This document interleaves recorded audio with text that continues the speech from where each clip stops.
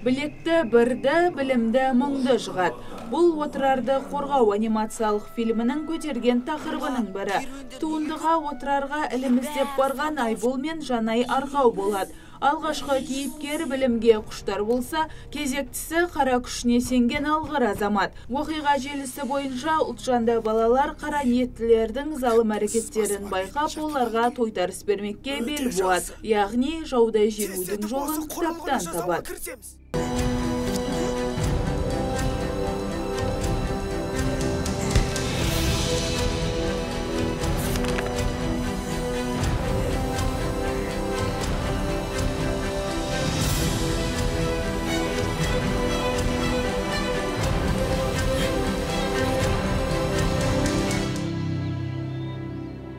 Тарихшылар айтады, Шыңғыс ханнан кейін де отырар талай рет көтеріліп, талай рет өртеніп, талай рет қирап, талай рет қайта көтерілген. Өйткені бұл Жібек жолы бойындағы үлкен сауда қаласы болған. Әрине ондай қалаларға шабуыл жасалынып тұрады, ол қайта көтеріледі. Сол сияқты көптеген тарихшылардың өзі мойындайды.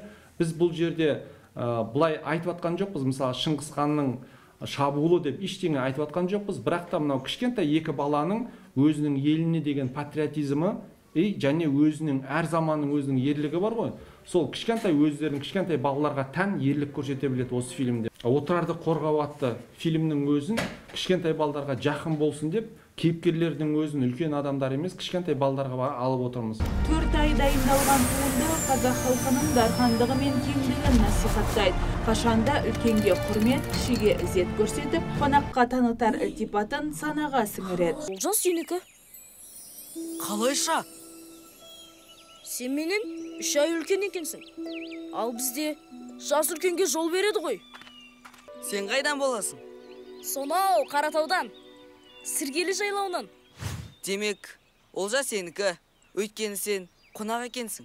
Ал қазақ қонағын сыйлаған. Ал қай ел осындай мультфильмдерді көбірек түсірсе, ол рухани жағынан бүкіл дүниені солар жаулап алады. Солардың идеологиясы бас болады.